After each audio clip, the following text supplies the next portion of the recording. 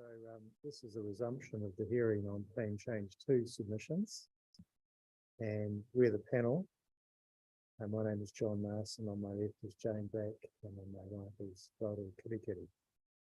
And we've been charged with hearing the submissions. And I understand that Ms. Halliburton is the next person up. So welcome. And we're here to listen to what you have to say.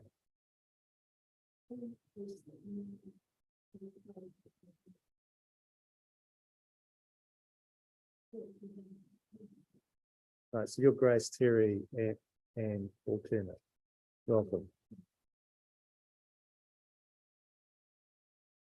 There you go.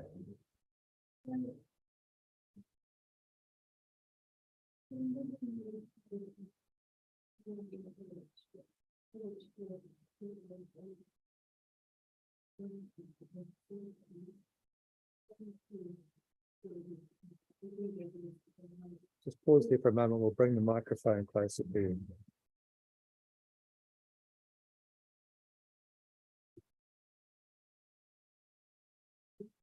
No, that's all right.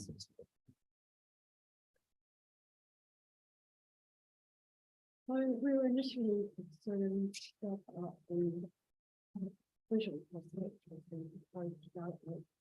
And as a background, we don't know what sort of housing it will be. Will it be what we call, might be called social housing, subsidised housing? We're concerned that it will affect the nature of the neighbourhood where we live. But we don't know what sort of housing it will be, so we'd like to have information about that. The visual aspect is particularly important, and we have not be more than 4 stories high, rather than the proposed 6. We have found since we did our submissions via the council that number 98 going southward from that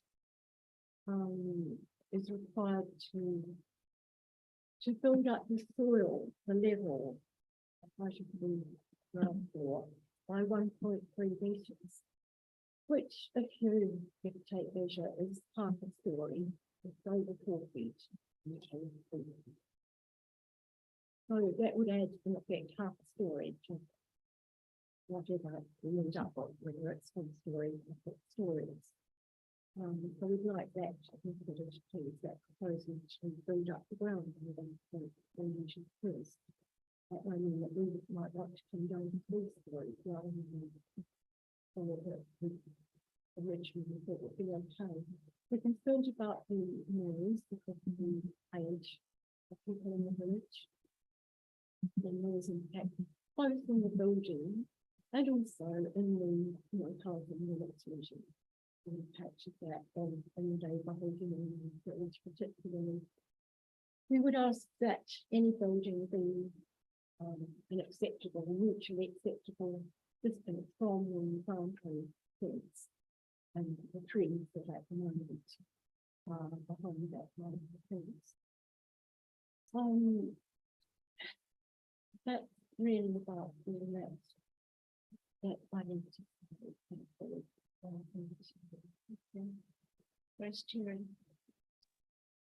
We do, however, acknowledge the growth of population in Kapiti and the need for housing. We're not NIMBYs to know what it means, but we are concerned citizens for the future, and we are representative of the Kiwi village, Reno village. We are also concerned about risk of fire hazard and flooding if the land is raised. We are aware that there have been consultancies reports about that, and I'm sure the council will keep a close eye on it. However, we request a service request about number 96, stage 181. What plans are going to be made? There is currently a large estimated 40-metre garage currently being constructed at the back of 96, and we wonder what the plans are for the future. Apparently that parcel of land has not yet been sold. So if someone could make a note, please, that we request information continuing about that number 96 piece of land. Mhm. We'd also like to know if it is going to become social housing under the district council proposal of the community land trust. Whether that has been set up as a preferred proposal or not. And if so, what type of housing can we expect to be built there? And that includes the 4 to 6 story buildings.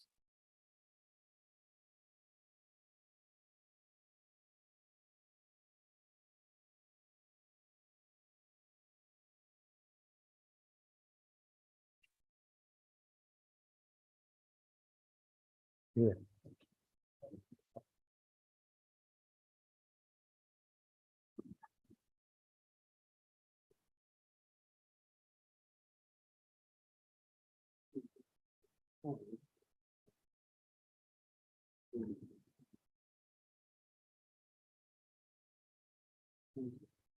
Otherwise, I'm not entirely sure what is proposed to be built. But if 96 is sold. But I don't think it's new buildings.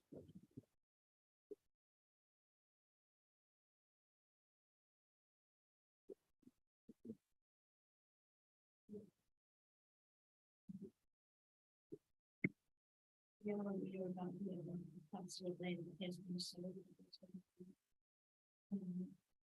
The whole set added and 5 residential sections. I'm just trying to locate exactly where this is. So 72 is, This is, that's 96, this is the, this is coastal villas. This is the town. right, South of those, south of just those. south of those, But my numbering goes 72 down to 70, 68 rather than 96. So There's 4 street numbers. 96. 96 is next to the retirement. Is that which will remove village? It's just on the map. That's 96. What's that, sorry?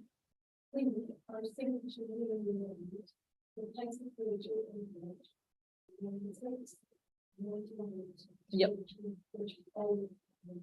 right, Yeah, I've got you. I've got that marked on Oh, there. yeah. I thought you were talking about Rema Road. I was thinking the number's not working. Right, so you're concerned at the scale of development adjacent to the retirement village in that location. Right. Right. Do you have any questions? What was this? What?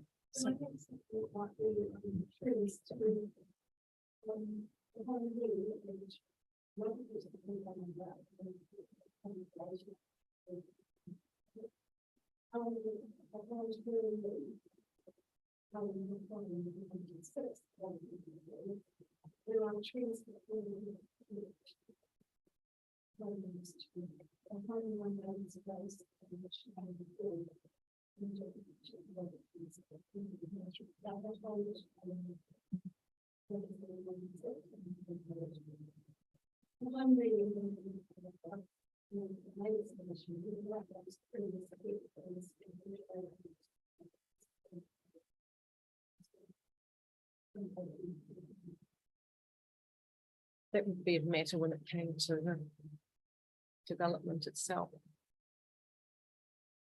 As opposed to through this process, but that's if you value the vegetation in the area as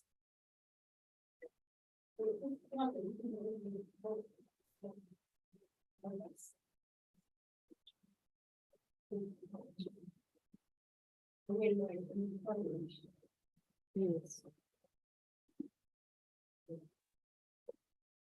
Greenland Village is quite much higher than the surrounding properties. Yeah. And the other thing is that we will be putting up the noise of construction on this large total span shed.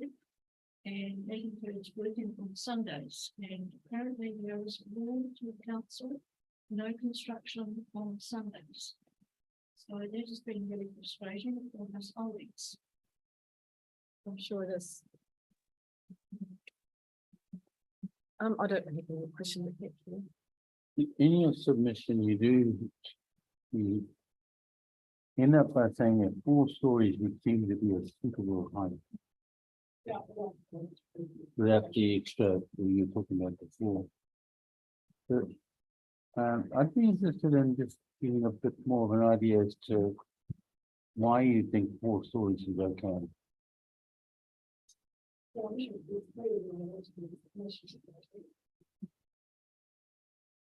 With the number kind of.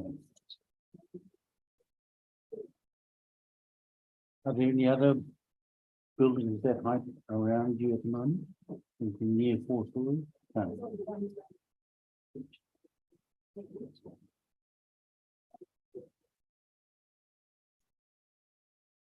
All right. We totally encourage. And just to be clear in my mind, when you say that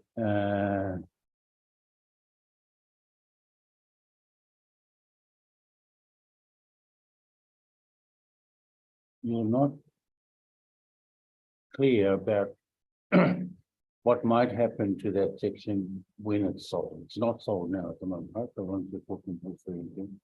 But your concern is that if and when they are sold, there is at the moment no indication of what might come up on that section. That's your big concern at the moment.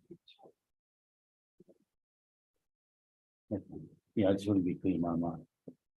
All right, thanks very much. All right, I think that's all we have. We may not be able to in our report answer your question what type of housing it might be, because those are decisions outside our control. But we'll certainly look at the location of this precinct A and how it relates to your site. Well, in terms of who decides to build and for what segment of the market, that's really the market's decision. That's not really a matter of control in the district plan. So the district plan is agnostic. It doesn't care for whom the housing is for. It just determines the basic rules around which that housing is to be established. That's the district plan function. Pardon? Yes. Well, those are the things that you've been submitting on, is height and sort of density of development. Those are the things that you're concerned about, is overlooking increased levels of noise associated with increased density and those sorts of factors. That's the things you're concerned about in this process. I just wanted to be clear that the plan doesn't micromanage the occupancy.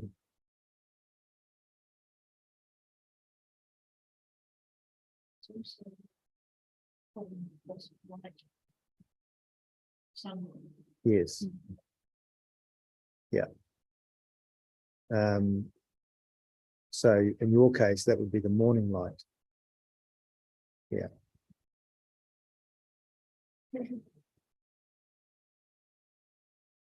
Well, that's yeah, it's certainly not unusual to hear from submitters concerned about these sorts of heights, because they are quite different from the patterns of development that have happened so far.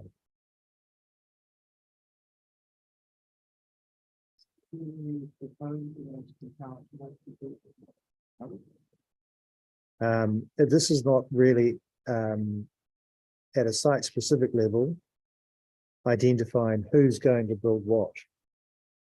It's about setting the framework for the controls on height in relation to boundary and all those sorts of things. So in answer to your question, the council reporting officers such as Mr. Banks there would not be interested in who might be doing what, other than in the context of setting the framework. So we don't have that information. All right. We'd like to be informed. Yeah, well, that's not our job to inform people about those things, but the council might take a note of that, and you'd only be informed if there was a right of notification through the process. It wouldn't be an automatic thing. So there are regulations about when things can be notified or when they have to be notified, and that's one of the things that this plan does address as well. We do see it as it's affecting people. Mm. Affecting persons. Yeah.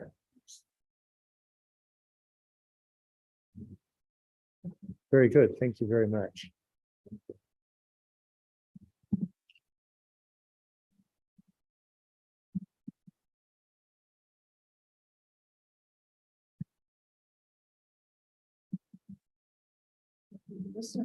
Thank you. All right, so now we've got Mr. Hazelton. Welcome to you. And you've filed some legal submissions. Yes. Which I'm grateful for, and we have copies of those.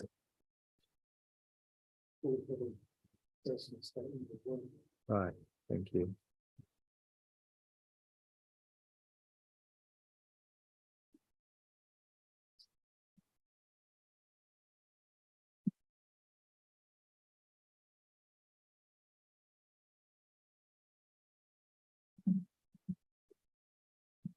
Thanks very much.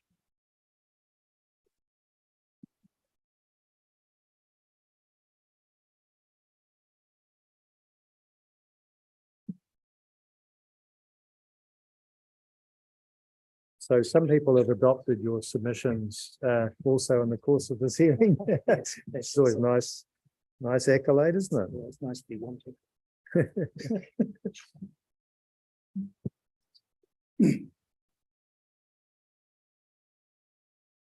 All right, so away you go. Thank you. Well, as you know, sir, I'm barrister for the solicitation.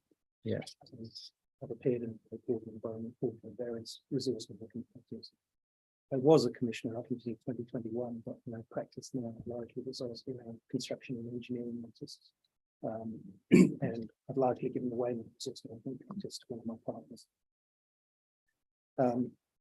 I mentioned my construction and engineering practice because I have a couple of things to say later about building standards, which I'm very familiar with. By way of background, I have had some not insignificant involvement in planning matters that relate to the Catholic Coast. I was counsel for the Historic Places Trust in relation to the various buildings and fields on the top of the Western Link Road fields. And in this role supported the Tokomori trustees in the protection of various areas of significance. I was the prosecuting counsel in the district court in the related High Court appeal of the unauthorised disturbance of the Utica that we in place, now identified as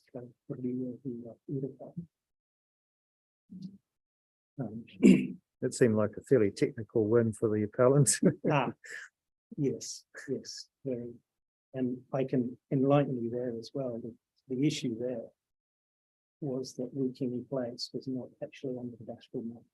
Oh, right. And it was referenced with regard to Wikini Place. And in the moment that I went into the High Court, I got the vibe that they weren't interested in finding for the prosecution. Right. And it was just an issue of amendment. We could have amended, but I was not allowed to do an oral amendment of the summons there then, I refused. I advised on going to the Court of Appeal, and it was decided that the point had already been made. The department had already been established. It's therefore the process being protected. And in those circumstances, we've effectively achieved what we wanted to achieve through the prosecution in the first place and through the publicity. Right. I just didn't realise that those sorts of technical points still succeeded in the courts. Well, I'm not sure it should have, but it did. Yeah. I made a submission on the proposed district plan about 10 years ago, along with 5 fellow residents of Waikanae Beach, proposing that the beach be zoned beach residential. And when it wasn't, we appealed that to the Environment Court, it was settled through mediation. And that ultimately resulted in variation 2 being promulgated by the council, and to Waikanae Beach being zoned as a beach residential precinct. I supported that variation and brought landscape evidence from Sarah Poff, landscape architect, outlining why the beach deserved that precinct status. And the evidence in particular noted that Clyde was a sensitive issue in the area, which was accepted by the commissioners. Lastly, my firm was instructed on behalf of the Coastal Ratepayers Union in relation to its success with the additional review of the District Council in relation to the inclusion of catastrophe erosion lines on limbs. And I strongly believe that my work associated with these planning matters has given me an appreciation of the Traffic Coast, with knowledge of its history, occupation, its cultural setting and landscape, and its natural landscape and beach community values. Our family owns 29 Rangi Road Street, Waikanae Beach, and has done so for 17 years. In this time, my personal observation, as I say, for what it is worth, is that stormwater is a growing issue. When we first arrived at the beach, the summers were brown, the lawn went unmowed. In recent times, the lawn is mowed once a week throughout the year. And our section is subject to a rising water table and minor surface plunging in one corner, resulting in the death of a number of plants. The soil in that corner of the section has little bearing capacity for some time after the surface water is permeated. There's only one main stormwater drain on Rangiora Street outside our house, which travels under Rangiora Street, picks up the drain on the other side, and then runs to Te Moana Road, where it connects with a further line. There is one more drain on Rangiora Street outside the chip shop. But my understanding is that this flows to soak pit. We regularly clean out the drain as it accumulates all the surface debris washed from both ends of the street. Turning to my legal submissions, which are probably more relevant. So I stated as well, just on the front, there were a few other people who asked me to speak for them, and that's on the front of that statement. As far as the Waikanae Beach Residents Society are concerned, I understand that quite a few of their members have supported these submissions, but there's been no official resolution. It just wasn't time. I left everything to the last minute and didn't start up on other matters, but do that as it may. Paragraph 3, just an overview. In my submission, plan change 2 is subject to all the requirements of the Act and not just in the SUD. And I say that council's put on the SUD on a pedestal and held it up as being a requirement must be implemented across the district, except for one small strip of qualifying precinct associated with potential coastal erosion. And the council, in my view, has abrogated its responsibilities in terms of section 6A, policies 3, 6I, 13, related to natural character, using the coastal policy statement. It has not assessed whether the proposed intensification is appropriate, that is, not inappropriate in terms of policy 13 that deals with CPS, nor whether the proposed intensification immediately adjoining the coastal strip, which it has identified in the district plan as having high natural character, will protect that natural character. And I say that this blanket approach is flawed and without evidential foundation in many respects. The Commission should recommend the continuation of existing beach residential precincts as a qualifying matter without an intensification overall, and a qualifying matter precinct associated with infrastructure or lack thereof, which addresses infrastructure matters and coastal hazards.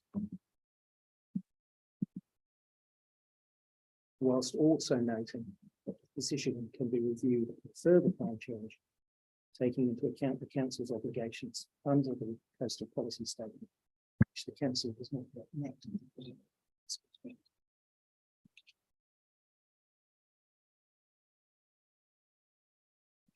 This next section is headed up beach residential precincts, but it really is just a summary of the council's approach to qualifying matters, which I'll run through very quickly. on the section 32 report. And I've just set out at paragraph 9, existing beach residential precincts on other matter for the purpose of 77 IJ, which in turn calls for an assessment on section 77L. I'm sure you're familiar with this. The keys here are B and C, and those are the processes that we have to go through in order to justify whether something should not be subject to the intensification laws of NPSU. I won't read them, I'll just highlight that from there. I was interested in that provision that you quoted for a slightly different reason, which was the chapeau or the heading to that section, which says a matter is not a qualifying matter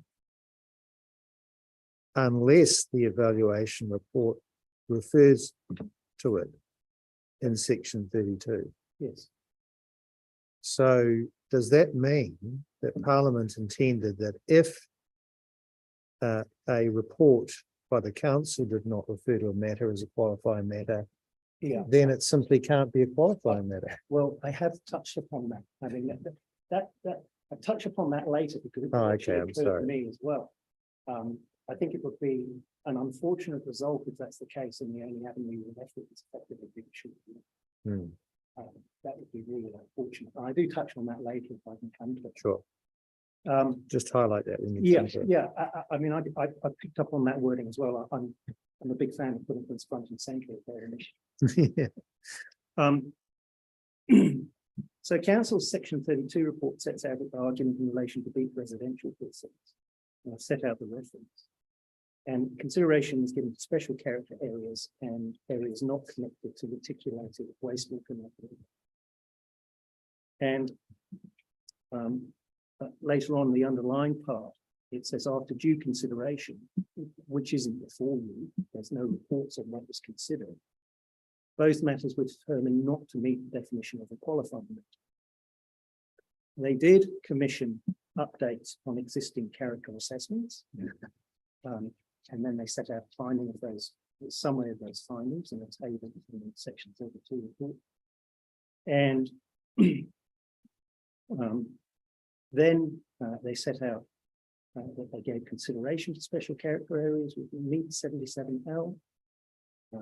And then the thrust of the objectives of the MDRS and the NPSUD is that more people are enabled to live in, more businesses and community services be located in New Zealand's urban environments.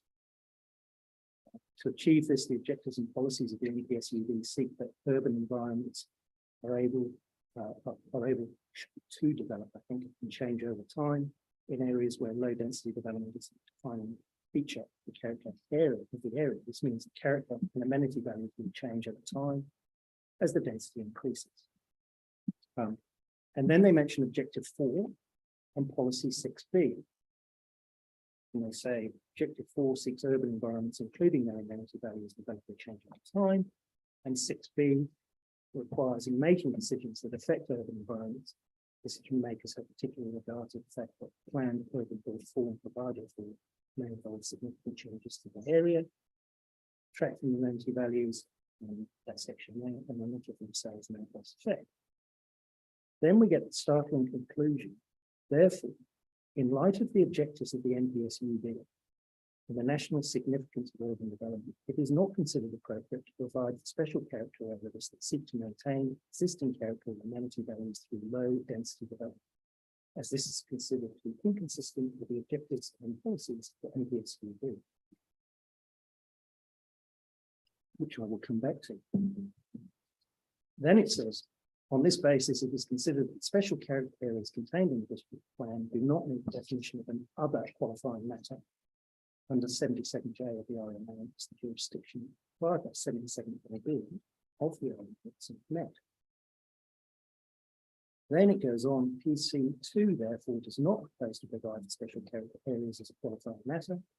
Instead, PC2 proposes to apply the MDRS and policy 3 of the NPSUD to these areas as required by 77G, and to delete the rules that provide for low density development in these areas. However, the evidence does note But there are a range of other characteristics associated with these areas that are not of themselves low density built form, but that are nevertheless of value to each area. In particular, these characteristics relate to landfall and established vegetation.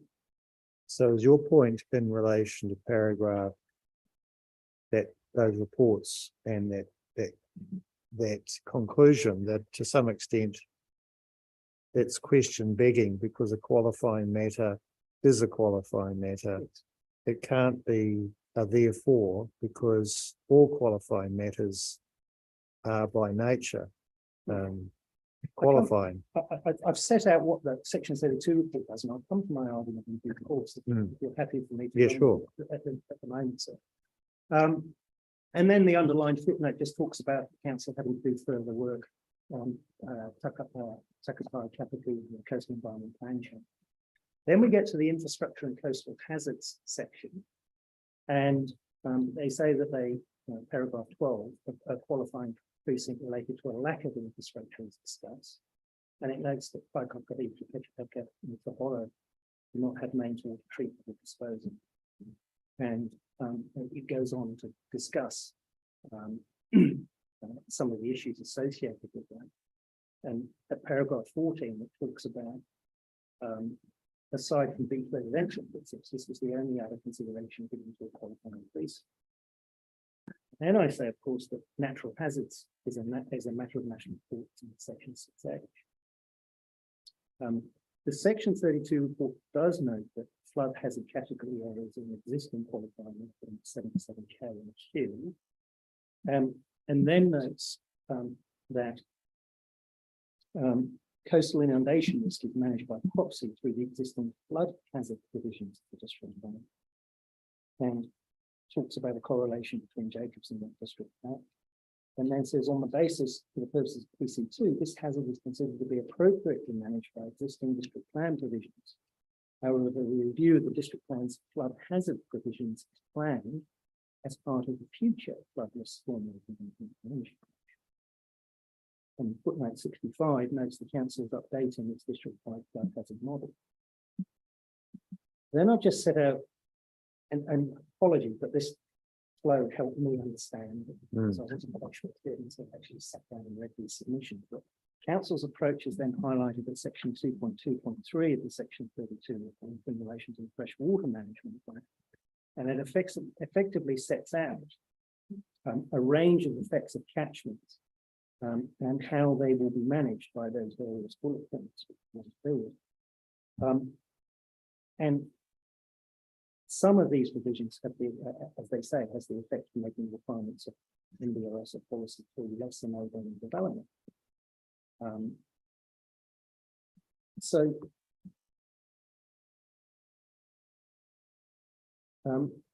At 18, the council's approach to section 6A and the New Zealand Coastal Policy Statement is to identify only coastal erosion as a qualifying matter. And in terms of policy 24 and 25, it says, in addition, there are a range of other hazards within the coastal environment that are managed through the existing district plan provisions, and PC2 proposes to provide for them with a qualifying matter.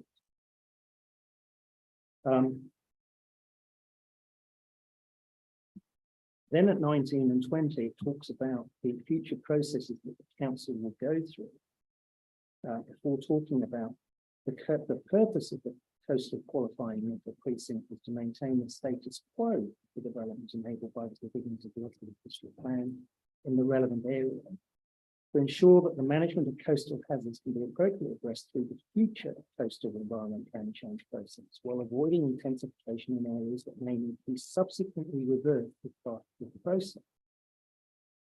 This approach is consistent with policy 3 of the coastal policy statement, which requires the council to adopt a precautionary approach to using and management of coastal resources potentially vulnerable to effects of climate change, so that avoidable social and economic loss from climate communities doesn't occur.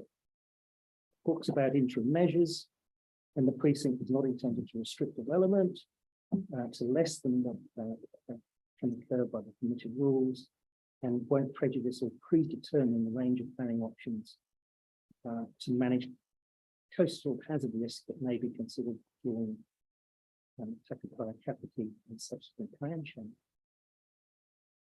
So having sort of set out what section 32 report says, my submissions on that, I come back to this, that plan change 2 has been applied like a blanket over the district, with one very narrow qualifying matter being a very small area associated with coastal erosion.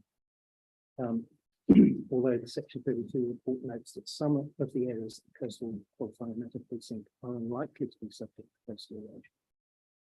At the same time, the council has failed to include flooding and ponding areas as a CQMP or inundation. Qualifying matters have not been investigated or reported upon sufficiently. Council's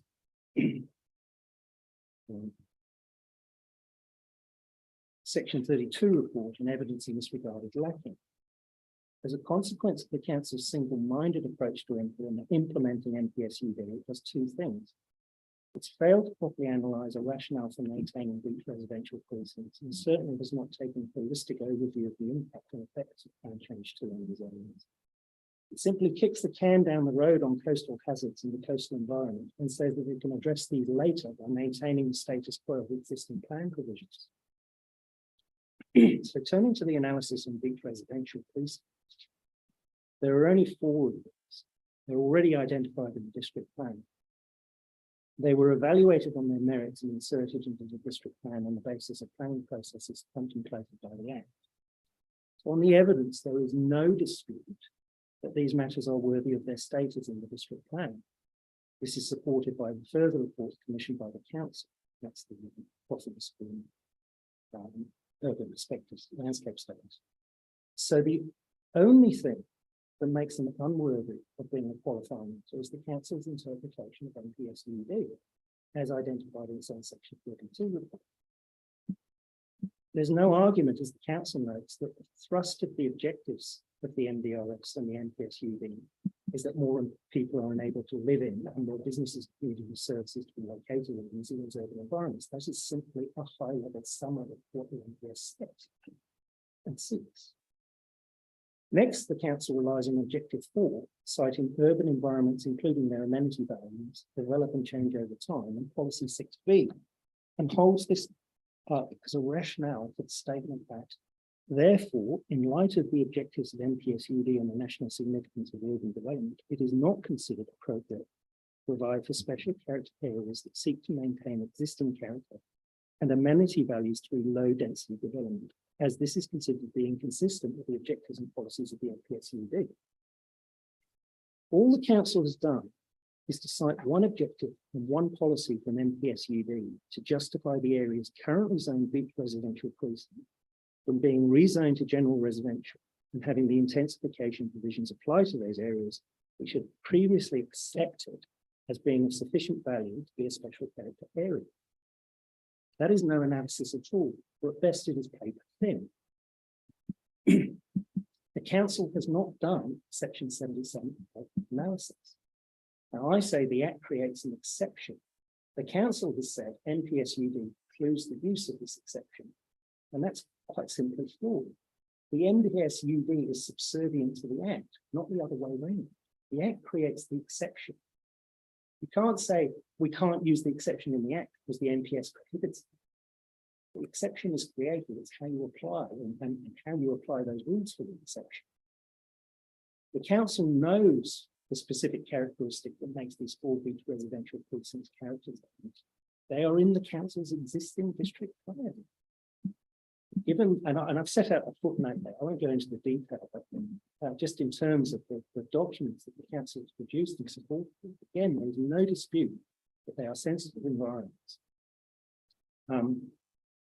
Given the council's lack of analysis, it is absurd that the section 32 report contains the conclusion the justification required by 77 LB of the RMA is not met because they haven't done it. There is no analysis under 77 LB or LC, none. How can the council conclude that justification required by 77 LB is not met when it's not done the exercise? There is no specific analysis of what might make intensification inappropriate in the area, though it's to be noted that 35.1. Further reports commissioned by the Urban Perspectives Bottomless conclude these character areas will be impacted by plan change 2. Each of the beach residential precinct updating reports commissioned on the 4 areas confirm the increased density provisions have the potential to impact on some of the essential local character attributes associated with each precinct. Then for Pi Kokoriki, I won't read the whole thing, but just in the middle. As a whole, generally sensitive to change, and especially sensitive to any increased level of intensification.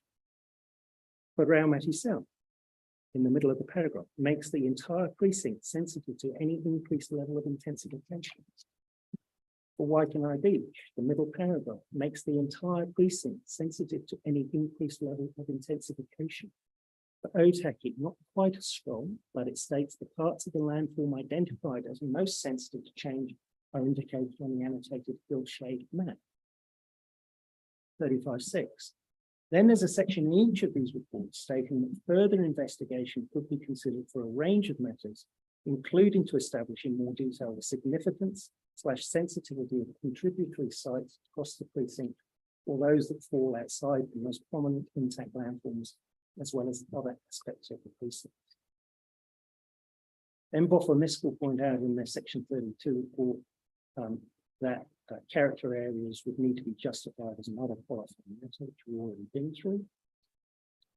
38, again, I come to the council's not done the exercise. Despite it recognising these existing character areas in its district plan, despite the additional reports of urban inspectors and Boffa Miskell recognising this character, and despite these additional reports suggesting the possibility of further study, it's entirely reasonable that as a finite resource, something that gives these particular areas the Kapiti Coast a distinct identity, these areas could be afforded relief from the intensifications of NPS UD. It is the Kapiti Coast district council for a reason. The council makes no attempt to justify whether the beach residential precincts make the level of development provided by the MDRS inappropriate in the area, while acknowledging the national significance of urban development. Rather, all the council's done to say is to say, objective 4, policy 6B, that trumps any assessment. If the council's approach were correct, there would be no prospect of any qualifying exits under 77 chapter. And that cannot be correct. The ability for areas with special character values to be included as a qualifying matter was clearly signalled by the Environment Committee in its report on the amendment bill. And I'll just turn to the end of the select committee where I've underlined it, where it can be justified. There is also scope in the bill for retention of special character that does not meet the definition of historic heritage as other matter. MFE's own publication, Understanding and Implementing Intensification Provisions for the National Policy Statement on Urban Development, states some examples of what might be anticipated to be raised as an other matter include special character review shafts. It also talks about less significant hazard risk that's not covered by section 6. This analysis is also supported by the fact that under section 77G, it's open to a district council to exclude entire areas from NPS UD, where the population is less than 5,000. So if the population of an area of a beach residential precinct is under 5,000, there is a clear route and mandate to exclude it from NPS UD, and is entirely consistent with the ability to exclude beach residential precincts from such areas if intensification is to proceed in the overall area. I'll turn to that later on at the end of this section. Just conscious of time. Council's not provided any advice on that particular issue. And this is your point, sir. I say here, nor should the council be allowed a fallback position of arguing that somehow submitters cannot rely on the council's failure to do a 77 assessment as a reason for including existing beach residential precincts as a qualifying matter. The matter is squarely before the commissioners on the basis of the evidence of the district plan zonings and the further reports of urban perspective and Boffa Miskell, by noting any evidence, absence of any evidence to a contrary view. The council's position is all the more unsustainable by virtue of its position on beach residential precincts in the plan change. While stating that the MDRS provision must apply, it then expressly acknowledges the significance of the beach residential precincts by stating that special consideration needs to be given to them. And it introduces amended policies, GRZ P4, 5, and 6, which apply to anything over the NPS-UD permitted levels of intensification. That acknowledges the significance of beach residential character, but does nothing to preserve that character, given that the intensification provisions of NPS-UD and the permitted baseline limits that it will introduce will have already destroyed it. As noted by Council's own reports, these environments are sensitive. It might be thought that some sort of weighting exercise in terms of benefits and effects could have been carried out by the Council as to whether the beach residential precinct should be a qualifying matter in terms of 77L, B and C. I'll turn to objective 1 of the MPs. The Council has produced a report by Bottomley, which details potential yield. And what I've done in the next section, I'm not going to read it, but because of time, but what I've done in the next section, as best as I can, and I acknowledge it's rough and ready, is to try and pick out from the various reports what sort of yield we're going to get from these beach residential precincts. And there's a mistake in paragraph 52. I come up with 3%. I actually think it's probably more like 5 on those numbers. Now, I've had to do that task myself because I can't find it anywhere in any analysis. But then I just beg the question, is it really worth losing the current beach residential precinct, a finite resource and one promoted by KCB itself, right up until this plan change 2, for the sake of 5% theoretical yield? And then we start talking about where is the calculation of what's the likely demand for houses over the planning horizon. To what extent could this demand be met under the existing district plan provisions, including greenfield development? What is the resulting shortfall that needs to be met by intensification? And I acknowledge if these figures are a bit rough and ready, they've had to be extrapolated from Council's own documents, and of course it would have been preferable if Council had done this analysis of beach residential precincts in the 77L and B and C itself. So in summary, my submission is that the beach residential precinct should be excluded from intensification from NPS-UD as a qualifying use. When I turn to coastal hazards, the Council acknowledges in its footnote 75 of the Section 32 report that the activity standards for development in special character areas are retained where they're located in coastal qualifying precinct. That is, of course, the proposed erosion precinct. Council says it will be reviewed as part of the capital environmental, coastal environmental plan change process. Of course, what if the Council is wrong about its conclusions on only erosion being qualifying? What if inundation is found to be an appropriate qualifying matter through the entire capital coastal environmental plan change process? Of course, one consequence will be that Virginia will be well and truly out of the bottle. Contrary to the statement in the Section 32 report, a precautionary approach has not been adopted to identify coastal hazards or flooding hazards, so they do not have to be reversed later. There is every prospect of the outcome of the future plan change process concerning capital and subsequent coastal environmental plan change process of requiring that intensifications currently contemplated by plan change 2 would need to be wound back. Indeed, if one looks at the 50 and 100-year hazard lines, which were in the proposed district plan, which were then withdrawn, the areas covered were significantly more extensive than what is now proposed in terms of the coastal qualifying precinct. Council calls no witnesses to discuss natural hazards within the coastal zone other than erosion. How can you be satisfied in terms of Section 6H and Policy 24 coastal policy statement? Issues such as water and wastewater supplies, stormwater management, and wastewater constraints should be qualifying matters. There's no witness evidence from the Council on its capacity of its water, stormwater, or wastewater network to address the proposed level of development. In particular, it has not excluded areas shown on its district plan as flooding and ponding areas from the intensification provisions. There's no witness evidence of existing capacity constraints and the effect of that intensification in these areas.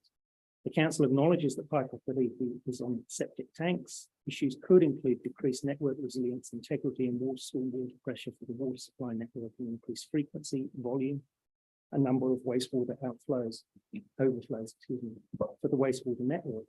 For the stormwater networks, increased lack of permeability, increased runoff, greater prospect of flooding and tumbling, and greater risk of economic loss of consequence. As discussed by Mr. Milne in his submissions for crew, the Council has not carried out a risk assessment in terms of coastal or other natural hazards It has not ensured the management of significant risks from natural hazards. Instead, it proposes increasing those risks by permitting intensification in areas which its own district plan and regional council documents shown as being subject to significant hazards.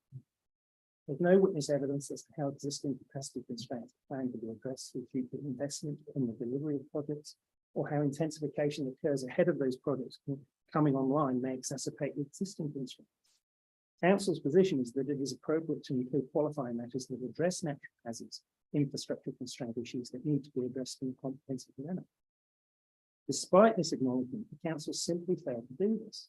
The folly of that approach has been illustrated by recent events. In 10, 20 or 50 years' time, we will all be asking how the council could possibly have allowed intensification of development in areas that was already identified as hazard prone, and in other coastal areas that subsequently, a few years later, identified as subject to coastal hazards.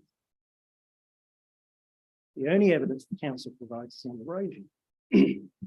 As understood, as I understand it, the council considers that flooding is addressed by the provisions of detailed rules relating to existing qualifying matters in section 21 of the IPR.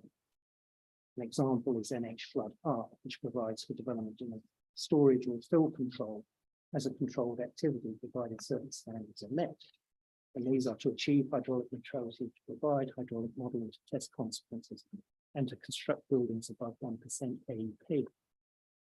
There are many more rules that address what can be done in a flood zone, including all manner of rivers, flow paths, bonding areas, and storage areas, providing standards are met. The problem with this approach is it encourages a scramble for the resource at some point, if it has not been reached already. It is inevitable that the tipping point will be reached and no further development will be sustainable due to the increasing site coverage combined with the lack of stormwater infrastructure. It does not encourage coherent and sensible planning. Further, it assumes that the council's modelling is accurate. Again, what happens if Takapau Kapiti coastal environment plan change process identifies far more likely constraints than the council currently provides for? How does it wind back PC2 in such circumstances? There is an obvious inconsistency in approach. The CQMP is based on the Jacobs reports and includes allowance for sea level rise and coastal erosion, which is Section 32 reports acknowledges to be an unlikely or extremely unlikely in some areas. The council is proposing a highly precautionary approach in relation to coastal erosion, which goes beyond Section 6H and the New Zealand Coastal Policy Statement, Policy 24. But in contrast, in relation to flood hazard, it is relying on existing controlled activity provisions based on the 1% AEP flood level alone. You do not require an expert witness to appreciate the folly of relying on current hazard predictions which have not been adjusted for climate change. Ask the residents of Hawke's Bay and Gisborne. What was a 1% AEP flood event level when the district plan was proposed will not be a 1% event now, let alone 50 years time. In future years, what will residents say about the wisdom of the council allowing intensification in areas which reasonably and foreseeably have anticipated as being at risk of coastal erosion, coastal inundation, flooding, or plundering? Panel can either pretend nothing will change as the council has, or can step up and take a sensible precautionary approach. Turning to cumulative issues, Waffa Miskel has mapped potential constraints from the district plan for both Paikapa East and Waikanae Beach residential precincts. Can't trace that having been done for Otaki and Ramsey Sound. I've given the page references and just put a couple of extracts which show these. I note that the legend lists as a constraint in each of the special amenity landscapes. The purple hatching showing these is missing. Yeah, the purple hatching, in the key, there's purple hatching, which is supposed to be cognizant of the special amenity landscape, but I can't see it's been included in these. Or if it's shown, it could be something else. But regardless, the point is that constraints overlay the beach residential precincts. In the case of both Paikapiriki and Waikanae, beach flooding issues are readily apparent in these areas. At Waikanae in particular, this is apparent where there is an overland flow path right through and past Te Moana Local Centre, which is on the Te Moana Local Centre is on the yellow form. There are, in addition, overlays from the Regional Council for storm surge and tsunami. I did have a couple of graphs which I didn't put in, but it's quite clear from the Regional Council's information that storm surge extends right the way up through the Waikanae Beach zone. tsunami happens where all springs.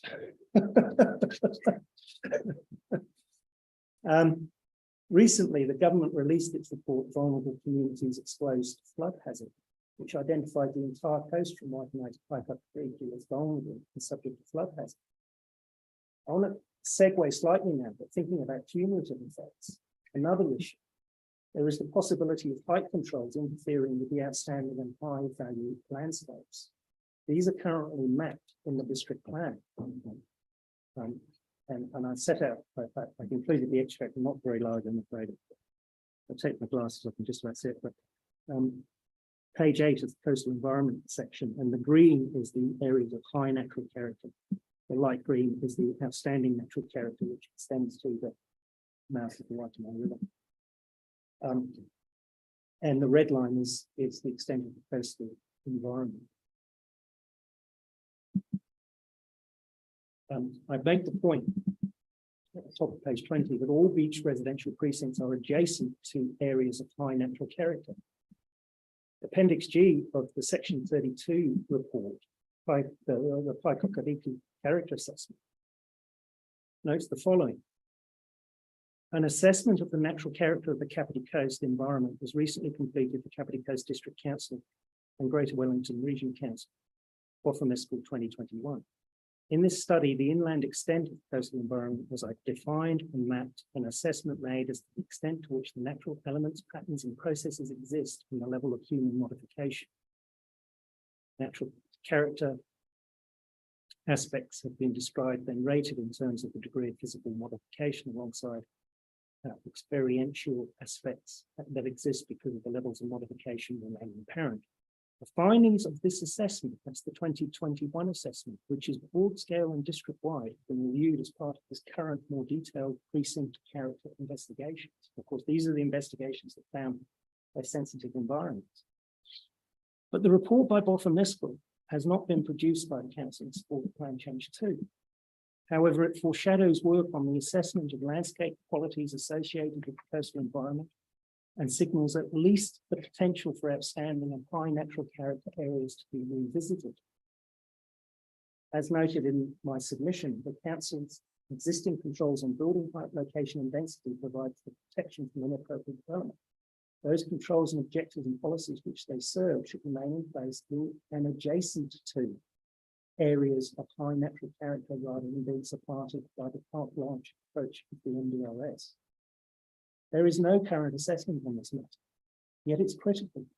How can the Council fulfill its obligations in terms of Section 6A and the New Zealand Coastal Policy Statement when it has not assessed the extent to which the proposed intensification will be appropriate or inappropriate immediately adjacent to areas it has accepted as having high natural character, which is essentially all along the Kapiti Coast? By way of example, to Mr. Mills' example, the Council proposes to permit 6-storey development immediately adjacent to an area of high natural character, southern end of Manly Street, and to allow 3-storey development for much of the rest of the adjacent area. Similarly, 3-storey development adjacent to an area of outstanding natural character, the Waikanae River. Where is the assessment of the impact on that natural character? There is no evidential basis on which you can conclude that this is appropriate development of the coastal environment which protects natural character. All of these matters, of course, are germane to the application of various policies in the Coastal Policy Statement, including 24, 25, 6, 7, I should say 13 and 14. Also relevant is Objective 8 of the NPS itself. Resilient, New Zealand's urban environment should be resilient to the current and future effects of climate change. And Policy 6E, the likely and current and future effects of climate change. In the case of low-lying beach settlements, issues of character simply cannot be divorced from the likely effects of coastal hazards and climate change. Turning to unintended consequence. One of the consequences of Plan Change 2 will be the establishment of a permitted baseline for consenting development to be measured against what is permissible under the NPSUD. It is readily foreseeable, rather than promote intensification of that sought by the NPS, that is that which the NPS seeks, that is the greater number of dwellings, not the greater size of the dwellings. It will do the opposite. and encourage larger footprint single dwellings. So just pause there for a second. A developer has got to look at these low-lying areas. You've got to internalize your stormwater. If you're going up 4 stories around a zone, or even if you're going up 3, New Zealand standard 3604 governs low-rise residential. It's a lightweight timber frame construction standard. It only covers up to 3 stories, but it then only if you're on good ground. Now at the beach, we're not on good ground, we're on sand. Good ground is basically fine with rock or any other structure that carries up to 300 kPa. The council requires everybody to get a geotechnical report, and that's largely because of the presence of sands, silts, and clays at the beach, and peat lenses. I had a case at Parapalimia about a beach lens was in China.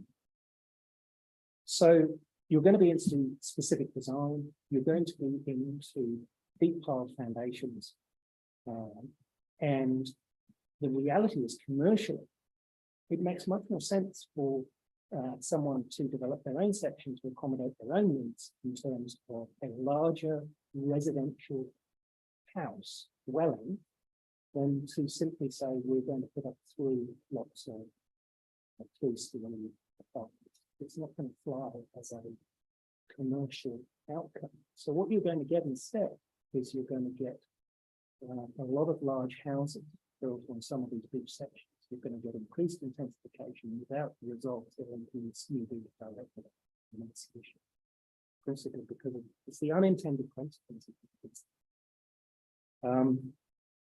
And that might happen anyway. I mean, if you allow NPSUD over the entire district, that may be one consequence anyway. You won't actually get the 3 stories of beach in these beach residential precincts. You'll get them elsewhere, but it will be sporadic development.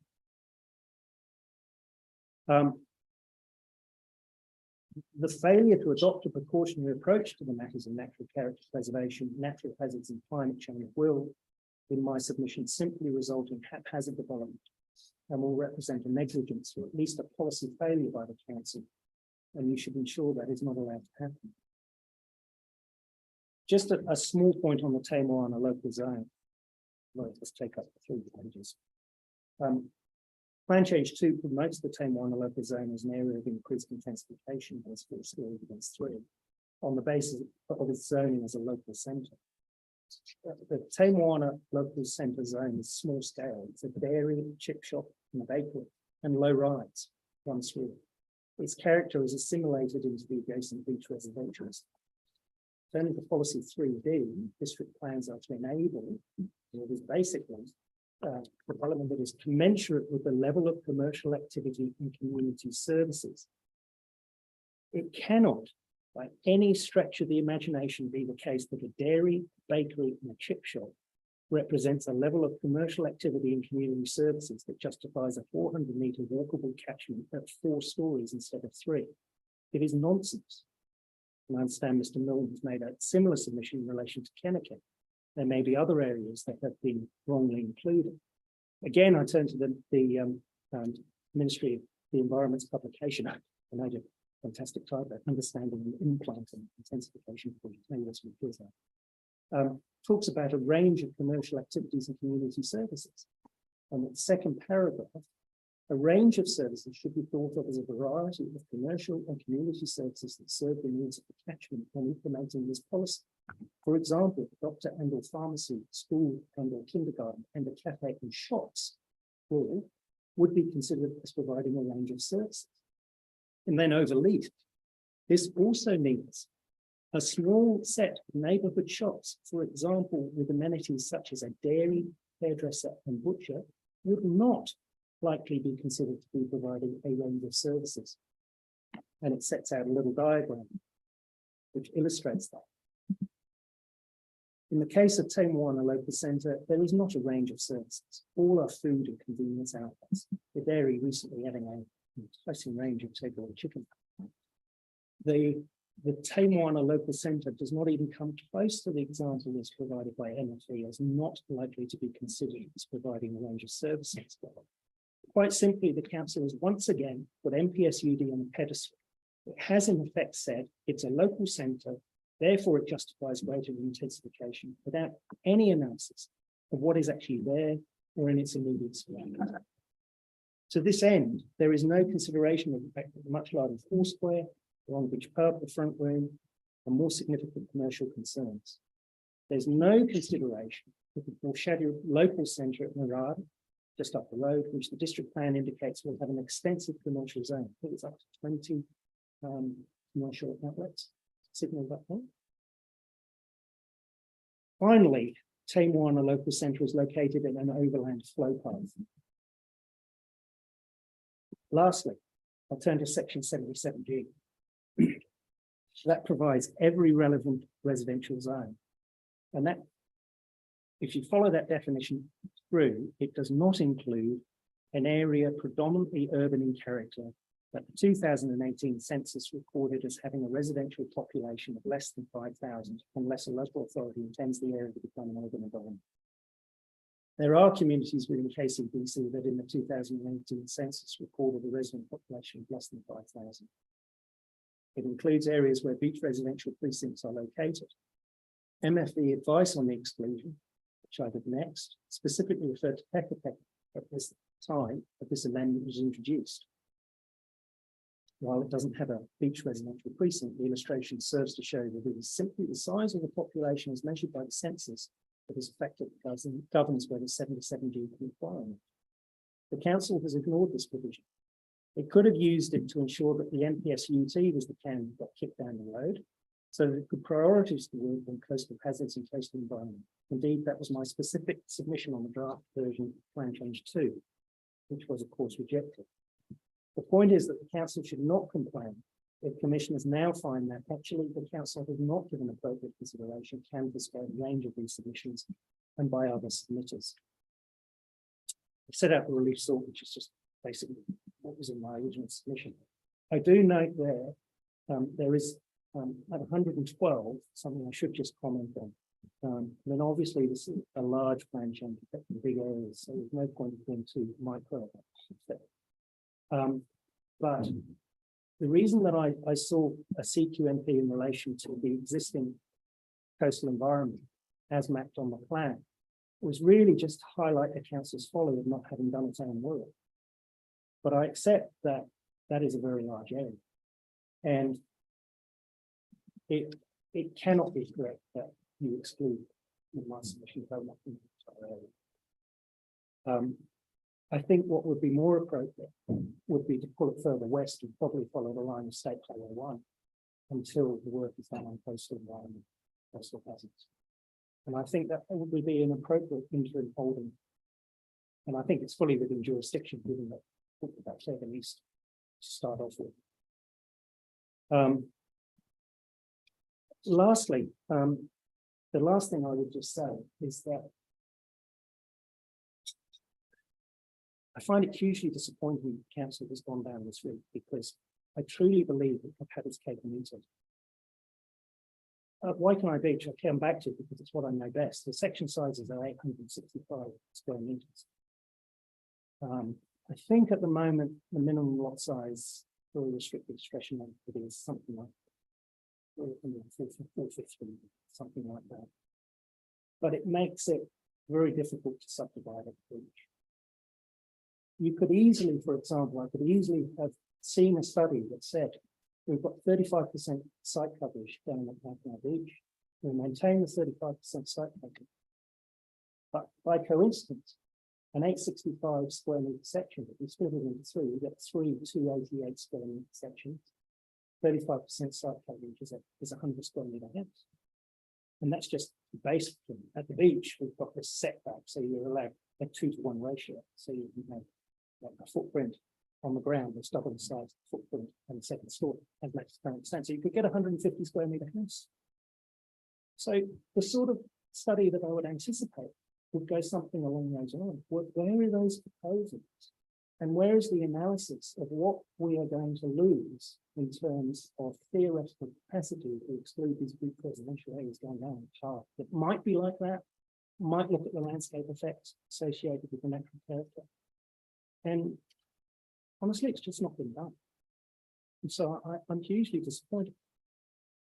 The other stretch of the side, I can see them in intensification. But on a personal level, I have a 22-year-old son and a 25-year-old daughter, and we're both going overseas because they're giving the money to save money, try and put the deposit housing and things like that. So it's not a case of no development, and that would be quite wrong. But the Captain Coast is a special place. It is layered, it has complexities, and this doesn't recognise this. And I think if this goes through an amendment, it's throwing the baby out the bath.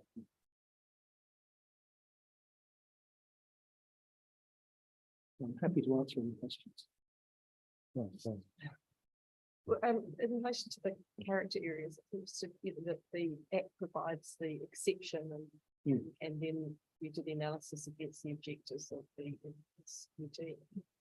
And so and you're saying that hasn't been done in this case. And there's been quite a lot of all of the bottom of the score in the prospectus, there's quite a lot of detailed assessment of that that's been done. Yes. But you said that analysis hasn't been done when you say, well, okay, well, you've done this work, now how do you then measure it against the objectives? Exactly. So when I look at objective 4, for example, and this is that the council officers, as you've said, have turned on that one particular, when it refers to, I mean, objectives are very high level, right? Yes. They're quite general. So New Zealand's urban environments, including your amenity values, and change over time. Would you interpret that on a district-wide perspective? So you say, is the objective district-wide, not necessarily applied to specific areas? So the amenity may change in some areas and it might not change in other areas. I mean, nothing is going to stay the same. I could take you to work on a beach and I could show you areas that would be different partners, because the council is allowing larger footprint houses. It is processing non-notified consents. I mean, I didn't go into any of this detail because frankly, it's you want to keep it full scale and try and do this much. But White Beach will change, even if it retains its special character area. There's no doubt about it. And it's probably not a bad thing. You can still apply for resource consents in any event. But I think with that objective, what they've done, as I say, is they haven't done the analysis. But all they've done is alighted upon the objective and said, well, that's it. That's the answer to everything. But the objective calls for an analysis. Section 77.5 calls for analysis, and it hasn't been done. We've got these lovely bottom list reports. Nobody's disputing that these are character areas. Sarah Pock gave some great evidence on variation too, and I didn't trouble you with it because there's no dispute about this. So you don't need to dive down into that detail. So what for me is the very disappointing thing is what number of sections theoretically could all of these beach capacity add up to? What are we losing if we don't go down this route? And how could you incorporate intensification of less than the NPSUD or not at all? And what effects would that have on the plan change or on the resource, which is the future capacity of the Cavity Coast housing market? And that's why I had to sort of go ferreting around figures because they're not there. And at a high level, you could still be consistent with objective 4. Albeit that you allowed these special absolutely, because you'd still be consistent because absolutely, district-wide you've allowed for intensification somewhere. Is it intensification somewhere else? That's right. And you're saying that there could still be change, Absolutely, but that would still absolutely be consistent. Yeah. Thank you. I had another question in relation to local centres. Yes. Understanding that one. And your suggestion is planning question, but so you're talking about that local centre, the bakery, etc. chip shop. I've heard it's a very good bakery. It's a very good bakery. That should be rezoned residential. Yeah. But the Act, the policy, the NPSUD allows you to not. The discretion is up to the council, isn't it? To whether it applies the walkable catchments and the intensification around those areas. Well, I think so. You could you I was just wondering if you could keep this the local centre zoning just not apply. Oh yes, you could certainly do that rather than the rezoning. Oh yes, you could certainly do that. And probably the truth of the matter is that the closer you get to a hearing on these things, the more refined your thinking comes. I wrote that submission back in September. Yeah, I probably didn't appreciate half the detail, but I appreciate that. So you could certainly keep it as local centre zone, and not apply is that, the precinct. because I that mean- discretion is open to you. Yeah. I mean, one of the other things that I find slightly galling is that it would have been so easy to have incorporated some evidence just around, here's a photo of the local centres, wherever they happen to be. This is the environment that they're in. We've assessed that environment. Can it, what is, you know, in the words of the policy, commercially, you know, is that going to support the commercial yeah. needs, whatever the policy says? But that assessment hasn't been done. They've just blanket said it's a local centre, walkable catchment, applies everywhere, except for one down at the coast of Papakaviki, where they said they talked to the landowner and remove the zoning, and to Narara, where they just say, oh, it'll happen in the future. It's just not consistent. Thank you, that's.